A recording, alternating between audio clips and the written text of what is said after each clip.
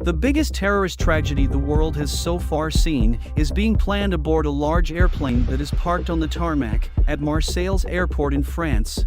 The men are carrying powerful bombs and are well armed. Storm the plane to lose 173 passengers and crew, or let it take off and pay a bigger price. No third option was available. This is the inside story of the hijacking, with eyewitness testimonies and video footage. Air France Flight 8969.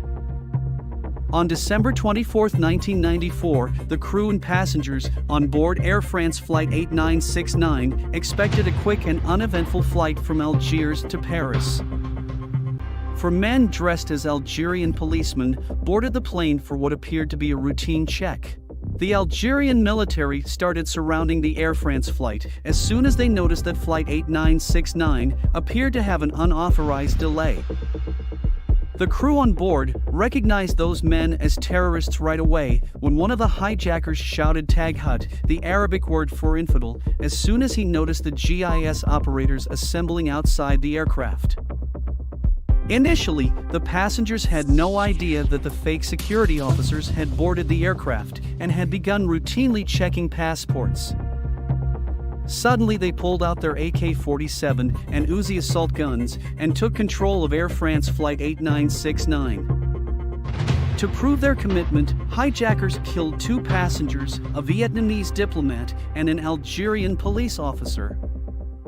The hijacking was reported to the French authorities via their intelligence channels about 15 minutes later, and the GIGN, the government's top counter-terrorism unit, was placed on alert right away.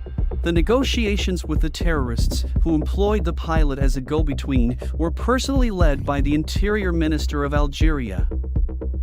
The renowned GIA cell members agreed to free several hostages after 4 hours of negotiations. The Algerian security services soon recognized the terrorists, including their leader Abdullah Yahya, based on the descriptions provided by the released prisoners.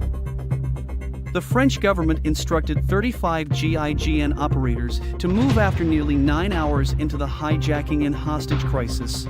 They took off from Paris and flew to Palma de Mallorca in Spain, but the Algerian government refused to accept assistance from the GIGN.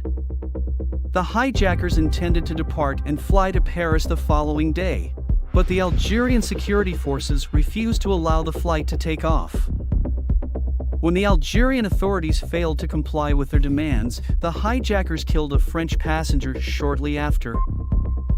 Calling his Algerian counterpart, the French Prime Minister authorized the jet to take off, and the plane departed Algeria for France on December 26, 1994. The plane carrying the GIGN operators was on its way to Algeria that day when it was told to turn around and fly for Marseille. There were now 51 operators traveling, as more GIGN forces were sent to Marseille. The GIGN operators' aircraft landed ahead of the hijacked aircraft, and as soon as Air France Flight 8969 touched down in Marseille, the negotiators began talking with the terrorists. GIGN started planning the daring raid. They examined the plane for possible entry points and also placed listening devices on the plane chassis. The official negotiations went on for hours, but the terrorists got impatient and wanted to depart Marseille. At 16:45 on December 26, 1994, the terrorist got impatient and started shooting at the control tower after opening one of the plane's doors. In order to prevent the terrorists from killing more hostages, the GIGN was given the green light.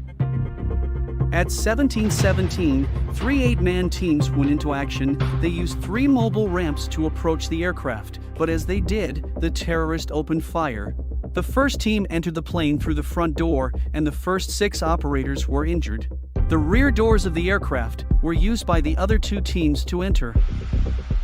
A heavy firefight occurred, but after only 90 seconds, the first hostages were evacuated alongside the wounded operators. The GIGN could storm the cockpit, but didn't dare since the terrorists still had the pilot and a steward. The co-pilot jumped out from the cockpit windows when the attack had started. A flashbang grenade was thrown through the cockpit window by a GIGN operator, but the terrorists were unhurt. All hostages were released during the 4-minute confrontation with the terrorists in the cockpit, with the exception of the pilot and steward who remained in the cockpit. GIGN snipers, positioned on the surrounding airport buildings' roofs, were ordered to open fire on the remaining terrorists in the cockpit. After several minutes of gunfire, the shooting suddenly ceased, and the pilot announced over the radio that all of the terrorists had been killed.